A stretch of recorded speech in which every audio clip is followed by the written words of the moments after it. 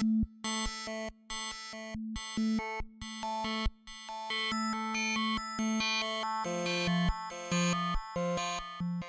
1984 » écrit par George Orwell.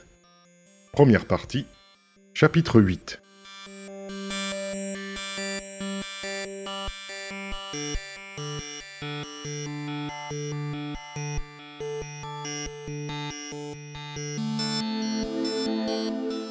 Un parfum de café grillé, de vrai café, pas de café de la victoire, venait de quelque part au bas d'un passage et flottait dans la rue. Winston s'arrêta involontairement. Il retrouva, peut-être 2 secondes, le monde à moitié oublié de son enfance. Puis une porte claqua, qui sembla couper l'odeur aussi brusquement que s'il s'agissait d'un son. Il avait, pendant plusieurs kilomètres, marché sur des pavés, et son ulcère variqueux lui donnait des élancements. C'était la seconde fois en 3 semaines qu'il manquait une soirée au centre communautaire. C'était une grave imprudence, car on pouvait être certain que les présences au centre étaient soigneusement contrôlées. En principe, un membre du parti n'avait pas de loisirs et n'était jamais seul, sauf quand il était au lit. On tenait pour acquis que lorsqu'il ne travaillait, ne mangeait ou ne dormait pas, il prenait part à quelques distractions collectives. Faire n'importe quoi qui pourrait indiquer un goût pour la solitude, ne fût-ce qu'une promenade, était toujours légèrement dangereux. Il y avait en novlangue un mot pour désigner ce goût. C'était égovie, qui signifiait individualisme et excentricité. Et ce soir-là, quand il était sorti du ministère, le parfum de l'air d'avril l'avait tenté. Le ciel était d'un peu plus chaud qu'il ne l'avait encore été de l'année et, soudain, la longue soirée bruyante au centre, les jeux assommants et fatigants, les conférences, la camaraderie criarde, facilitée par le gin, lui avait paru intolérable. D'un mouvement impulsif, il s'était détourné de l'arrêt de l'autobus et avait erré dans le labyrinthe londonien, d'abord au sud, puis à l'est, puis au nord. Il s'était égaré dans des rues inconnues, se préoccupant à peine de la direction qu'il prenait. « S'il y a un espoir, avait-il écrit dans son journal, il est chez les prolétaires. » Ces mots, affirmation d'une vérité mystique, mais d'une palpable absurdité, le hantèrent pendant sa promenade. Il se trouvait quelque part dans les quartiers sordides et vagues, peints de brun, vers le nord-est de ce qui, à une époque, avait été la gare de Saint-Pancrace. Il remontait une rue grossièrement pavée, bordée de petites maisons à 2 étages dont les portes délabrées ouvraient directement sur le trottoir et donnaient curieusement l'impression de trous de rats. Il y avait çà et là, au milieu des pavés, des flaques d'eau sale. À l'intérieur et à l'extérieur des porches sombres, et le long d'étroites ruelles latérales qui s'ouvraient de chaque côté de l'artère principale, un nombre étonnant de gens fourmillaient. Filles en pleine floraison, aux lèvres violemment rougies, garçons qui poursuivaient les filles, femmes enflées à la démarche lourde, image de ce que seraient les filles dans 10 ans, créatures vieilles et courbées, traînant des pieds plats, enfants pieds nus et haillonneux, qui jouaient dans les flaques d'eau et s'égayaient aux cris furieux de leur mère. Un quart peut-être des fenêtres de la rue étaient réparées, au moyen de planches. La plupart des gens ne faisaient pas attention à Winston. Quelques-uns le regardaient, avec une sorte de curiosité circonspecte. 2 femmes monstrueuses, aux avant-bras d'un rouge brique croisé sur leur tablier, bavardaient devant une porte. Winston saisit en passant des bribes de conversation. « Oui, que je lui ai dit. Tout ça c'est très bien, oui, mais à ma place, vous auriez fait comme moi. C'est facile de critiquer. Je lui ai dit, vous n'avez pas les mêmes ennuis que moi. Ah, répondait l'autre, c'est tout juste comme vous dites. C'est là que ça cloche. Les voix stridentes s'arrêtèrent brusquement. Les femmes l'examinèrent au passage dans un silence hostile. Ce n'était pas exactement de l'hostilité. C'était plutôt une sorte de circonspection, de raidissement momentané, comme au passage d'un animal non familier. On ne devait pas voir souvent dans une telle rue la combinaison bleue du parti. Il était en vérité imprudent de se montrer dans de tels lieux, à moins que l'on y fût appelé pour une affaire précise. On pouvait être arrêté par des patrouilles. « Puis-je voir vos papiers, camarades ? Que faites-vous là ? À quelle heure avez-vous laissé votre travail ? Est-ce votre chemin habituel pour rentrer chez vous ?» Et ainsi de suite. Non qu'il y eût aucune règle interdisant de rentrer chez soi par un chemin inhabituel, mais cela suffisait pour attirer sur vous l'attention, si la police de la pensée était prévenue. Brusquement, toute la rue fut en ébullition. Le cri de « sauf qui peut » fusa de tous côtés. Les gens filaient chez eux comme des lapins. Une jeune femme jaillit d'une porte, s'empara d'un petit enfant qui jouait dans une flaque, l'enveloppa vivement de son tablier et rentra chez elle d'un bond. Au même instant, un homme vêtu d'un habit noir en accordéon, qui avait surgi d'une rue transversale, courut à Winston et, d'un air bouleversé, lui montra du doigt le ciel. « Marmite !» hurla-t-il. « Attention, patron, patron, pan, sur la tête ! À plat ventre, vite !» Marmite était le nom donné, on ne savait pourquoi, par les prolétaires aux bombes fusées. Winston se jeta promptement sur le sol. Les prolétaires ne se trompaient presque jamais quand ils vous donnaient de tels avis.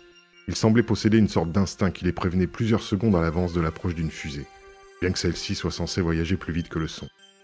Winston se couvrit la tête de ses bras repliés. On entendit un grondement sourd qui sembla soulever le pavé. Une pluie d'objets légers lui tombèrent en grêle sur le dos. Quand il se releva, il vit qu'il avait été couvert de fragments de vitres tombés d'une fenêtre voisine. Il reprit sa marche. La bombe avait démoli un groupe de maisons à 200 mètres dans le haut de la rue. Une colonne de fumée noire pendait du ciel et, au-dessous, il y avait un nuage de poussière de plâtre dans lequel, autour des décombres, une foule se groupait déjà. Il vit devant lui, sur le pavé, un petit morceau de plâtre rayé d'un brillant trait rouge. Quand il l'atteignit, il identifia une main, sectionnée au poignet. La coupure était rouge, mais la main était si blême qu'elle ressemblait à un moulage de plâtre. Il poussa la chose du pied dans le caniveau, puis, pour éviter la foule, tourna à droite, dans une rue transversale. En 3 ou 4 minutes, il était hors de la zone sinistrée, et les Russes sordides avaient repris leur animation grouillante, comme s'il ne s'était rien passé. Il était près de 8 heures et les cafés que fréquentaient les prolétaires, on les appelait les bistrots, étaient combles. Par leurs crasseuses portes tournantes, qui s'ouvraient et se refermaient sans cesse, venait une odeur d'urine, de sciure de bois et de bière aigre. Dans un angle formé par une façade en saillie, 3 hommes étaient groupés. Celui du milieu tenait un journal plié, que les 2 autres étudiaient par-dessus son épaule. Avant même qu'il fût assez près pour déchiffrer l'expression de leur visage, Winston put constater leur état de tension par toutes les lignes de leur corps. C'étaient évidemment des nouvelles sérieuses qu'ils lisaient. Il les avait dépassés de quelques pas quand, soudain, le groupe se disloqua, et 2 hommes entrèrent dans une violente altercation. Ils semblèrent, un moment, presque sur le point d'en venir aux mains. « Est-ce que vous ne pouvez pas, bon sang, écoutez ce que je vous dis. Je vous dis qu'aucun nombre terminé par 7 n'a gagné depuis au moins 14 mois. Oui, il a gagné. Non, il n'a pas gagné. À la maison, j'ai tous les numéros gagnants depuis au moins 2 ans, inscrits sur un papier. Je les note aussi régulièrement qu'une horloge. Et je vous dis, aucun nombre terminé par 7... Oui, un 7 a gagné. Je pourrais presque vous dire ce sacré nombre. Il finissait par 4, 0, 7. C'était en février, la 2e semaine de février. Des prunes, votre février, j'ai tout noté, noir sur blanc. Et je vous dis, aucun nombre... Oh, la ferme, dit le 3e homme. Il parlait de la loterie. Winston, 30 mètres plus loin, se retourna. Ils discutaient encore avec des visages pleins d'ardeur et de passion. La loterie et les énormes prix qu'elle payait chaque semaine étaient le seul événement public auquel les prolétaires portaient une sérieuse attention. Il y avait probablement quelques millions de prolétaires pour lesquels c'était la principale, sinon la seule raison de vivre. C'était leur plaisir, leur folie, leur calmant, leur stimulant intellectuel. Quand il s'agissait de loterie, même les gens qui savaient à peine lire et écrire semblaient capables de calculs compliqués et de prodiges de mémoire déconcertants. Il y avait toute une classe de gens qui gagnaient leur vie simplement en vendant des systèmes, des prévisions, des amulettes porte-bonheur. Winston n'avait rien à voir avec le mécanisme de la loterie, qui était dirigé par le ministère de l'Abondance. Mais il savait, en vérité tout le monde dans le parti le savait, que les prix étaient pour la plupart fictifs. Il n'y avait que les petites sommes qui fussent réellement payées. Les gagnants des gros prix étaient des gens qui n'existaient pas. Ce n'était pas difficile à arranger, vu l'absence de toute réelle communication entre une partie et l'autre de l'Océania.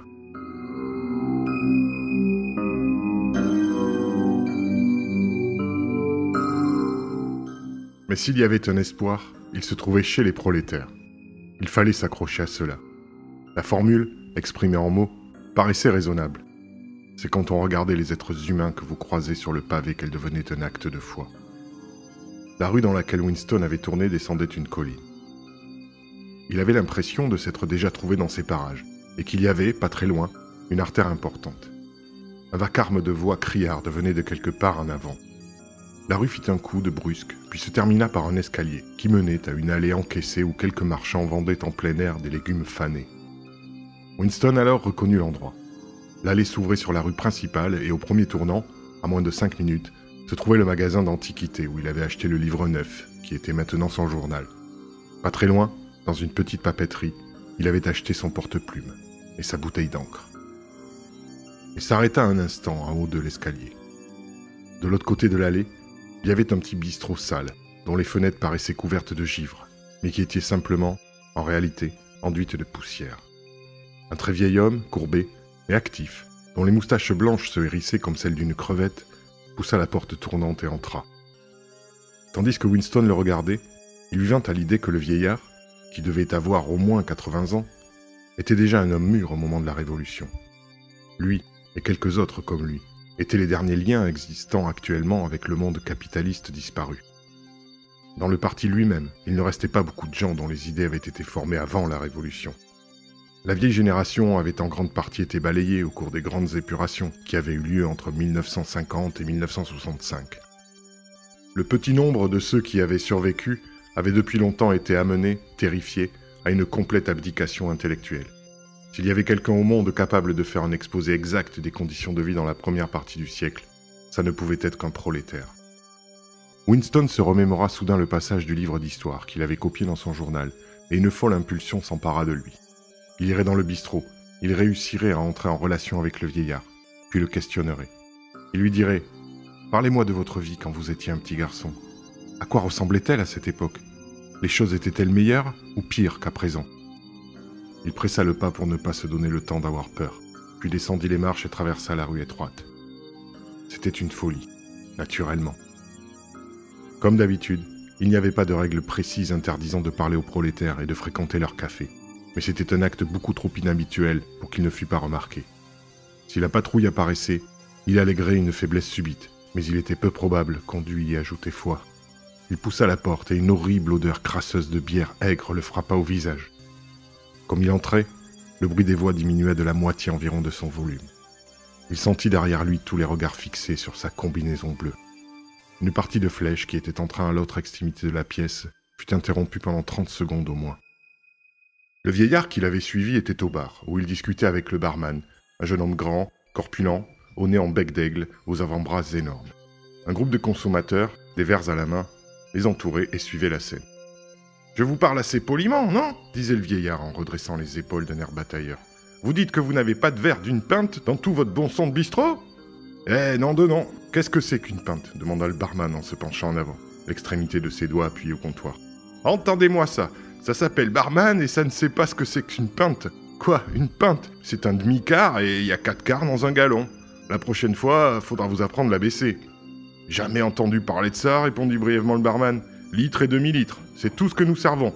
Voilà les verres, sur l'étagère devant vous. »« Je veux une pinte, persista le vieillard. Vous pouvez bien me soutirer une pinte. Nous n'avions pas ces bons 100 litres quand j'étais un jeune homme. Quand vous étiez jeune, nous vivions tous au sommet des arbres, dit le barman avec un coup d'œil aux autres consommateurs.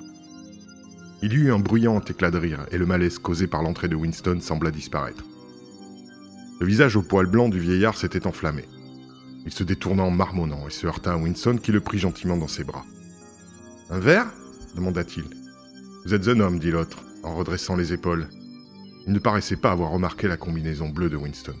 « Une pinte !» ajouta-t-il agressivement à l'adresse du barman. « Une pinte de Wallop !» Le barman ouvrit et versa 2 demi-litres de bière d'un brun sombre dans des verres épais qu'il avait rincés dans un baquet sous le comptoir. La bière était la seule boisson qu'on pût obtenir dans les cafés de prolétaires. Les prolétaires n'étaient pas censés boire du gin, mais en pratique, ils pouvaient en obtenir assez facilement. Le jeu de va-et-vient des flèches battait son plein, et le groupe qui était au bar s'était mis à parler de billets de loterie. La présence de Winston, pour un moment, était oubliée. Il y avait sous une fenêtre une table de bois blanc, où le vieil homme et lui pouvaient parler sans crainte d'être entendus. C'était extrêmement dangereux, mais en tout cas, il n'y avait pas de télécran dans la pièce. Winston s'en était assuré aussitôt entré. « J'aurais bien pu me tirer une pinte !»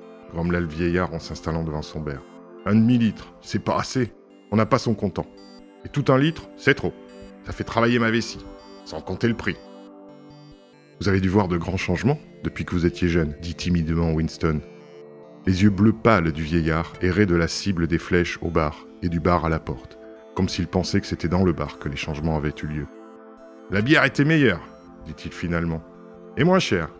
Quand j'étais jeune, la bière blonde, nous l'appelions Wallop. Elle coûtait 4 sous la pinte. C'était avant la guerre, bien sûr. »« Quelle guerre était-ce » demanda Winston. « C'est tout des guerres, répondit vaguement le vieillard.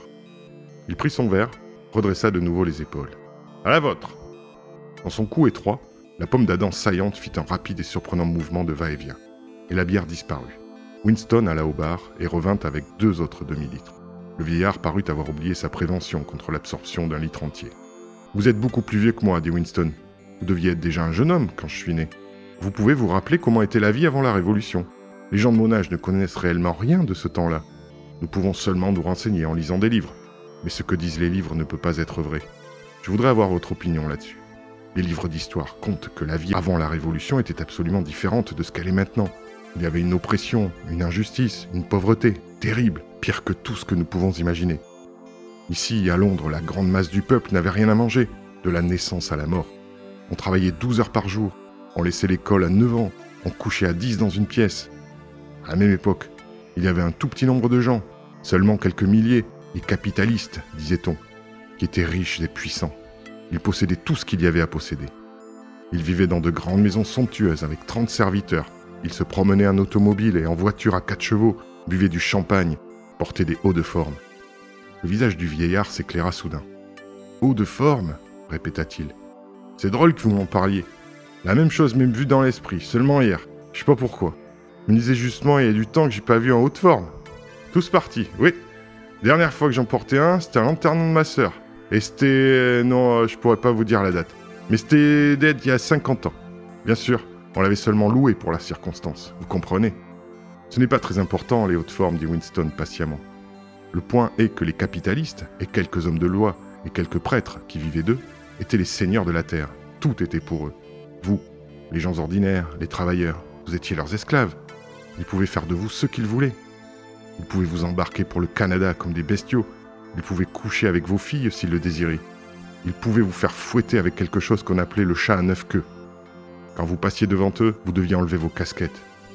Tous les capitalistes ne se déplaçaient qu'entourés d'une bande de laquais qui... Le visage du vieillard s'éclaira encore. « Laquais ?» dit-il. « Ça, c'est un mot que j'ai pas entendu il y a bien longtemps. Laquais. Ça me ramène en arrière, vrai. Ça me revint il y a quelques années, je sais pas. Quelquefois. J'allais à Hyde Park le dimanche après-midi entendre les types parler. L'armée du salut, les catholiques romains, les juifs, les indiens. Il y en avait de toutes sortes. Et il y avait un type, non, je peux pas vous dire son nom. C'était un vrai bon orateur, c'était éloquent. Il mâchait pas ses mots. Laquais, il disait. Laquais de la bourgeoisie. Valet de la classe dirigeante. Parasite aussi, est un de ses mots. Et aussi hyène.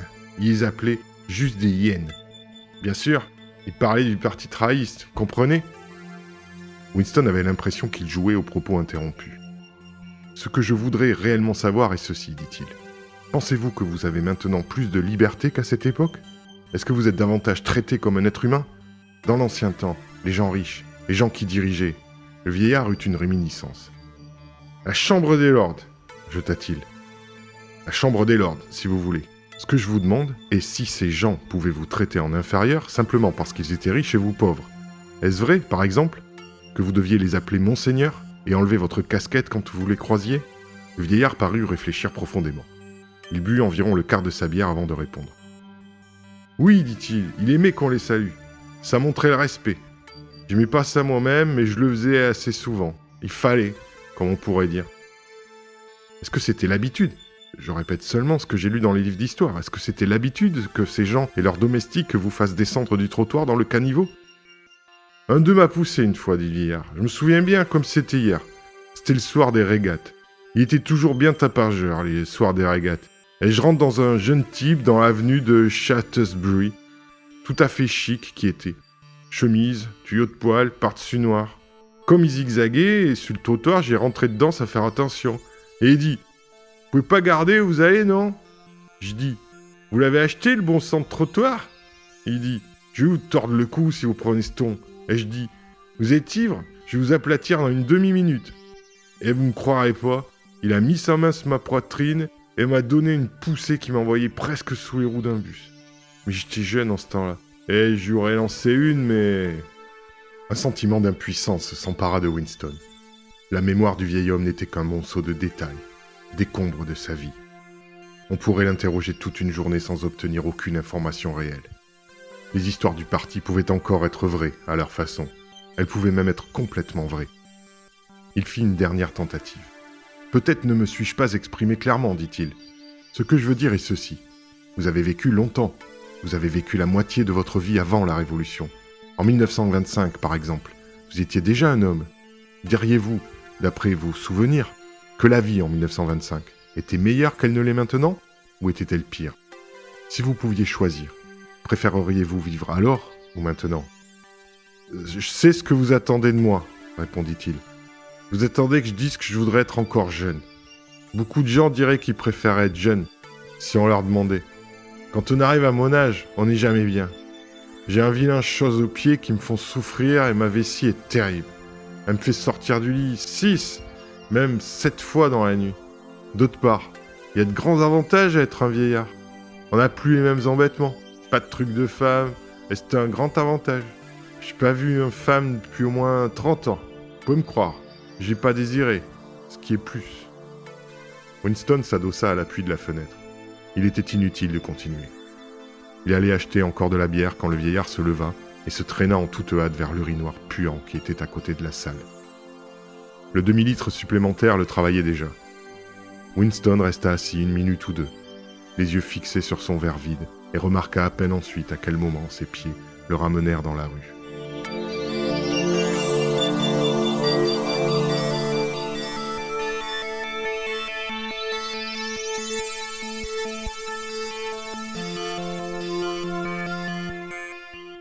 En moins de 20 ans ou plus, réfléchit-il, on aura cessé de pouvoir répondre à cette simple et importante question. La vie était-elle meilleure avant la Révolution qu'à présent?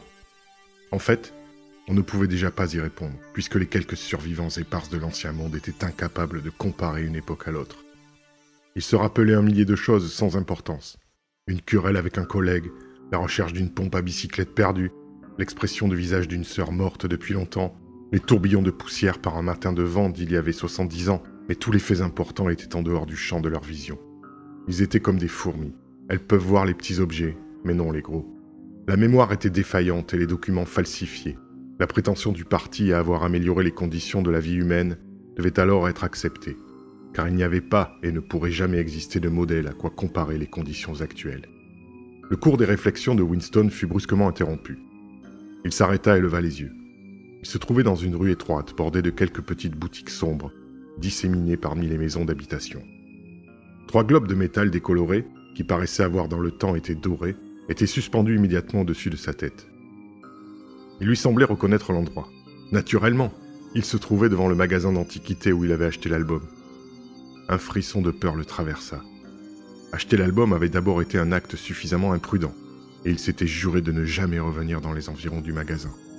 Mais sitôt qu'il avait laissé vagabonder sa pensée, ses pieds l'avaient d'eux-mêmes ramené là. C'était précisément contre ces sortes d'impulsions, qui étaient de véritables suicides, qu'il avait espéré se garder en écrivant son journal. Il remarqua au même instant que le magasin était encore ouvert, bien qu'il fût près de 9 heures. Avec l'impression qu'il serait moins remarqué à l'intérieur que s'il traînait sur le trottoir, il passa la porte. Si on le questionnait, il pourrait dire avec vraisemblance qu'il essayait d'acheter des lames de rasoir. Le propriétaire venait d'allumer une suspension à pétrole qui répandait une odeur trouble, mais amicale. C'était un homme de 60 ans, peut-être, frêle et courbé, au nez long et bienveillant, dont les yeux au regard doux étaient déformés par des lunettes épaisses. Ses cheveux étaient presque blancs, mais ses sourcils broussailleux étaient encore noirs. Ses lunettes, ses gestes affairés et courtois, et le fait qu'il portait une jaquette de velours noir usé, lui prêtaient un vague air d'intellectualité, comme s'il avait été quelque homme de lettres, peut-être un musicien. Sa voix était douce, comme désuète, et son accent moins vulgaire que celui de la plupart des prolétaires. « Je vous ai reconnu sur le trottoir, » dit-il immédiatement.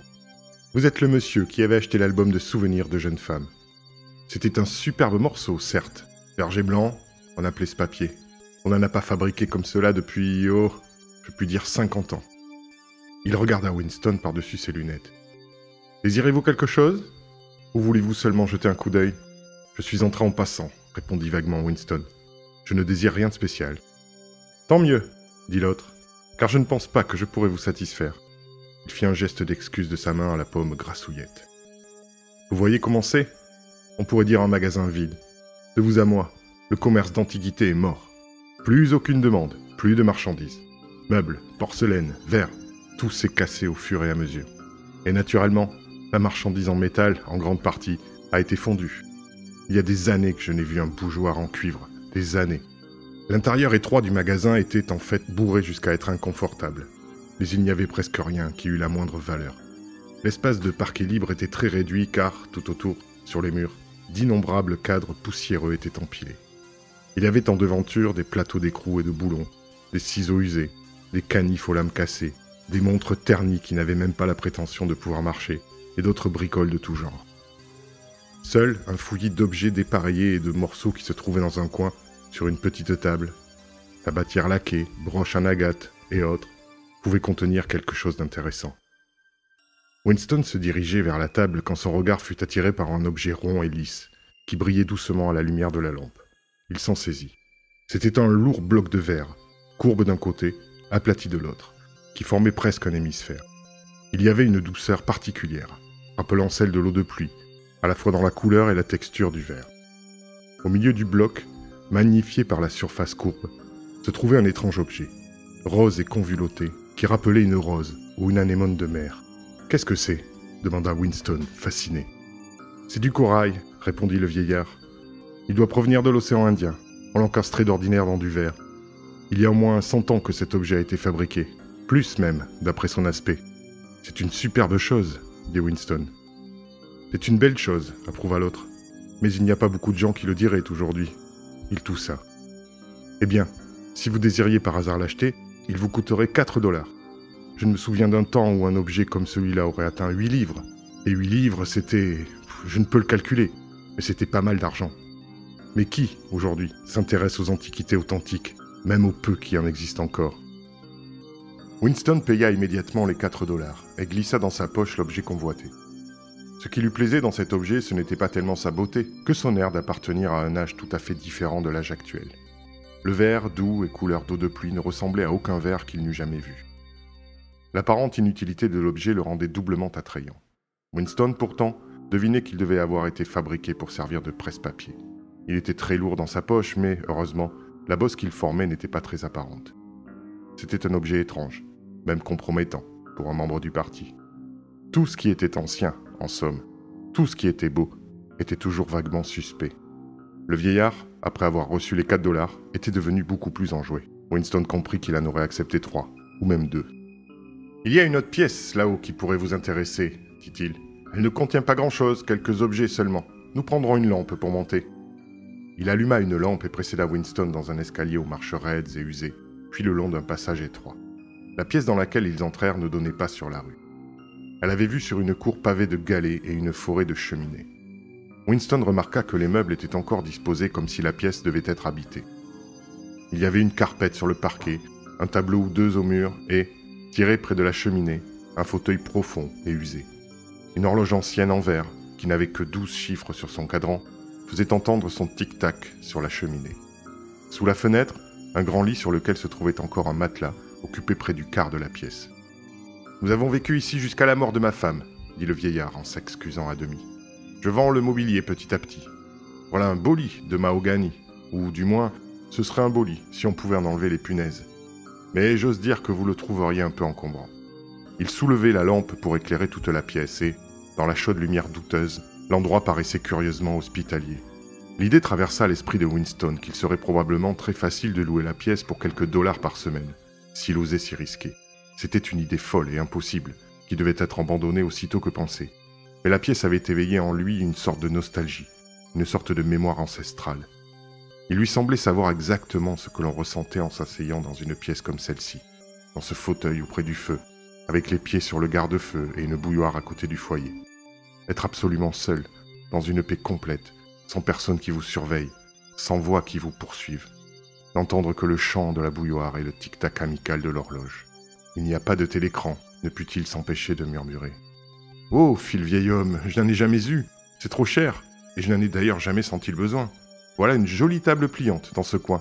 Mais naturellement, si vous voulez vous servir des battants, il vous faudrait mettre de nouveaux gonds. » Il y avait une toute petite bibliothèque dans l'autre coin, et, déjà, Winston se dirigeait de ce côté. Elle ne contenait que des livres sans intérêt. La chasse aux livres et leur destruction avaient été faites avec autant de soin dans les quartiers prolétaires que partout ailleurs. Il était tout à fait improbable qu'il existât, quelque part dans l'Océania, un exemplaire de livre imprimé avant 1960. Le vieil homme, qui portait toujours la lampe, était debout devant un tableau encadré de bois de rose qui était suspendu en face du lit, de l'autre côté de la cheminée. « Si par hasard vous vous intéressez au vieux tableau, » commença-t-il délicatement. Winston traversa la pièce pour examiner le tableau. C'était une gravure sur acier représentant un édifice de forme ovale aux fenêtres rectangulaires, avec une petite tour en avant. Une grille entourait l'édifice et, en arrière, on voyait quelque chose qui semblait être une statue. Winston regarda un moment la gravure. Le tableau lui semblait vaguement familier, bien qu'il ne se souvînt pas de la statue. « Le cadre est fixé au mur, dit le vieillard, mais je pourrais vous le dévisser, si vous le désiriez. »« Je connais cet édifice, dit finalement Winston. C'est maintenant une ruine. Il est au milieu de la rue qui se trouve de l'autre côté du palais de justice. C'est exact, il a été bombardé en... Oh, il y a pas mal d'années. À un moment, c'était une église, on l'appelait l'église Saint-Clément. Il eut un sourire d'excuse, comme conscient de dire quelque chose de légèrement ridicule, et ajouta « Oranges et citrons, disent les cloches de Saint-Clément. »« Qu'est-ce que cela ?»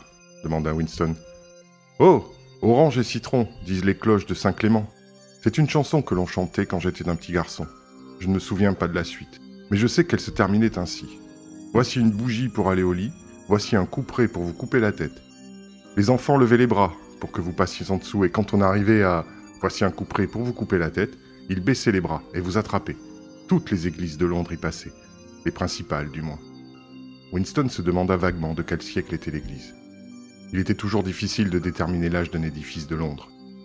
Tous ceux qui étaient vastes et importants étaient automatiquement classés parmi les constructions d'après la Révolution, s'ils étaient d'aspect raisonnablement nouveau.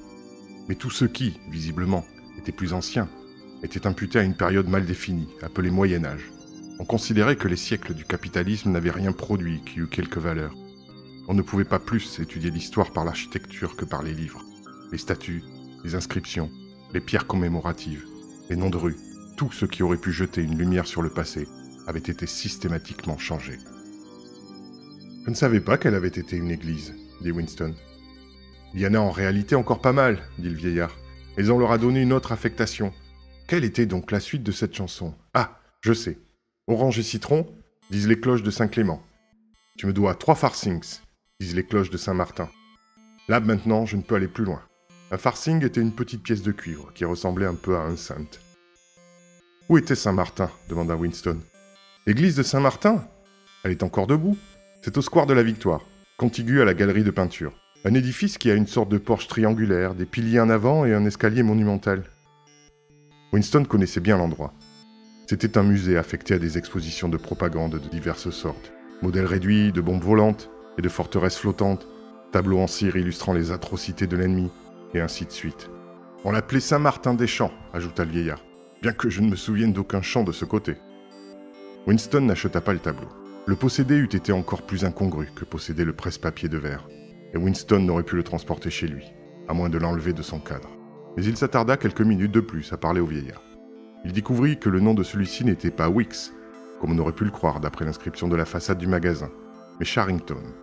Monsieur Charrington était, semble-t-il, un veuf de 63 ans, et habitait ce magasin depuis 30 ans. Il avait toujours eu l'intention de changer le nom qui était au-dessus de la fenêtre, mais ne s'y était jamais décidé. Pendant qu'il causait, la moitié de la chanson rappelée continuait à trotter dans le cerveau de Winston. « Orange et citron, disent les cloches de Saint-Clément. Je me dois 3 farthings, disent les cloches de Saint-Martin. » C'était curieux, mais quand on se le disait, on avait l'illusion d'entendre réellement des cloches, les cloches d'un Londres perdu, qui existerait encore quelque part, déguisé et oublié. D'un clocher fantôme à l'autre, il lui semblait les entendre sonner à toute volée. Pourtant, autant qu'il pouvait s'en souvenir, il n'avait jamais entendu, dans la vie réelle, sonner des cloches d'église. Il laissa M. Charrington et descendit seul l'escalier, pour que le vieillard ne le vît pas étudier la rue avant de franchir la porte.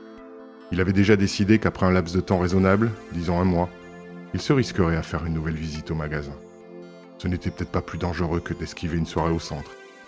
L'acte de folie le plus grave avait été d'abord de revenir là, après avoir acheté l'album et sans savoir s'il pouvait se fier au propriétaire du magasin. Cependant, oui, pensa-t-il encore, je reviendrai. J'achèterai d'autres échantillons de beaux laissés pour compte.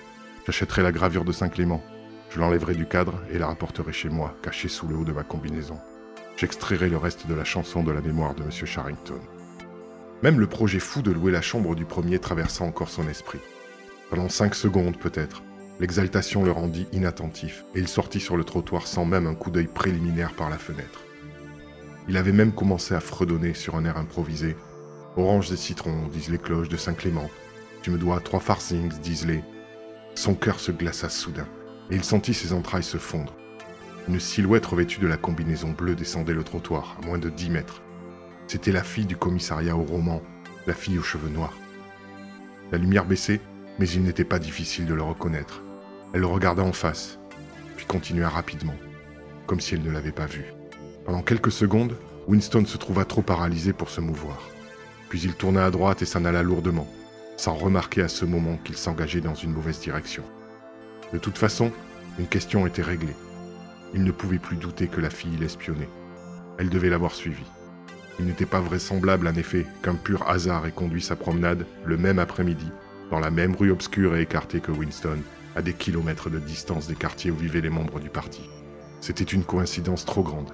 Qu'elle fût réellement un agent de la police de la pensée, ou simplement un espion amateur poussé par un zèle indiscret, importait peu. Le principal était qu'elle le surveillait. Elle l'avait probablement aussi vu entrer dans le café.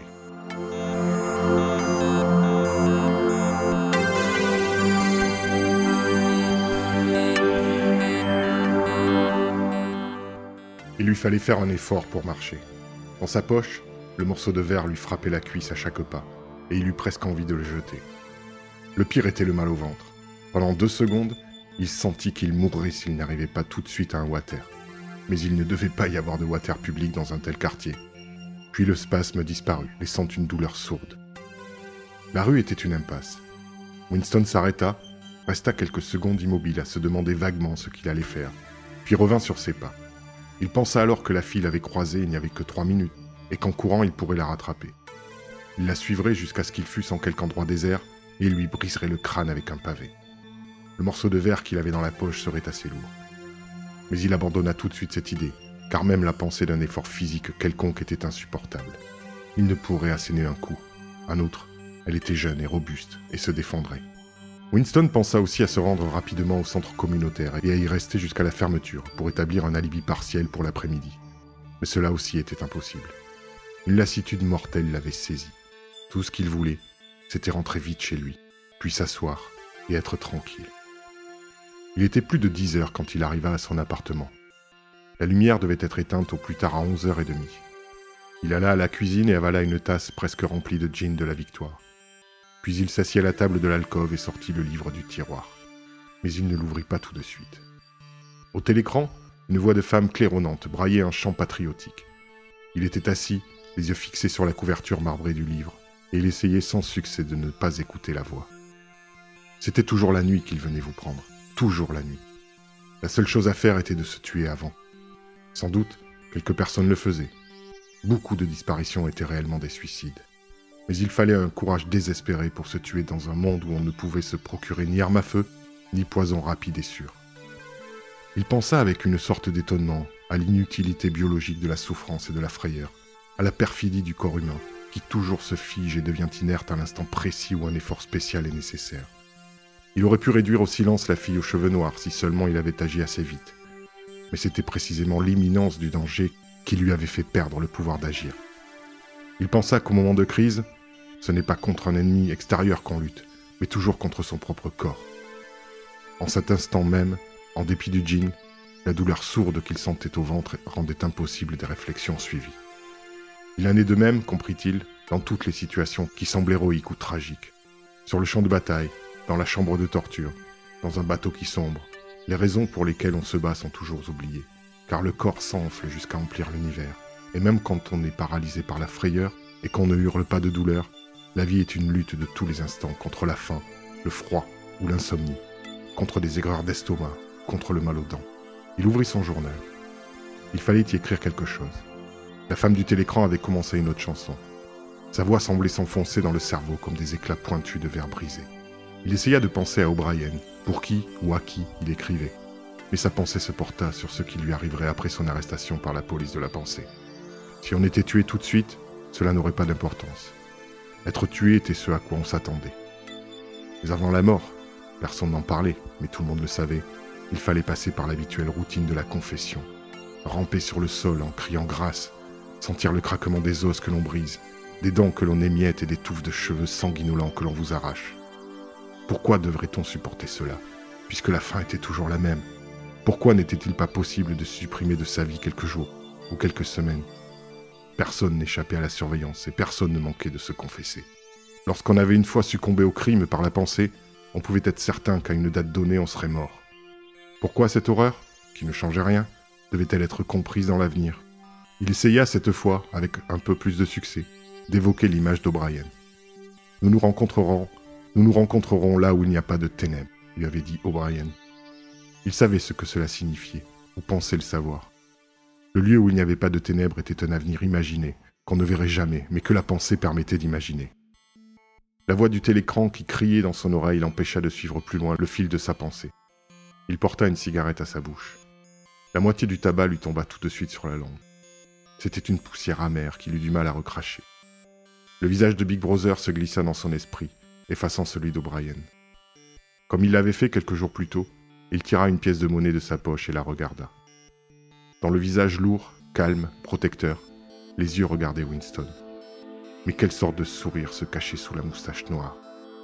Comme le battement lourd d'un glas, les mots de la devise lui revinrent. La guerre, c'est la paix.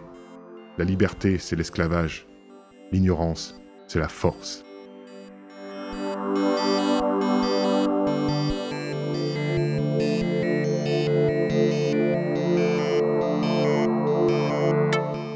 Fin de la première partie de 1984, écrite par George Orwell. En vous remerciant pour votre écoute et en vous invitant à vous abonner à la chaîne, afin de soutenir notre travail et être tenu au courant des prochains épisodes. À bientôt sur Frisson d'hiver.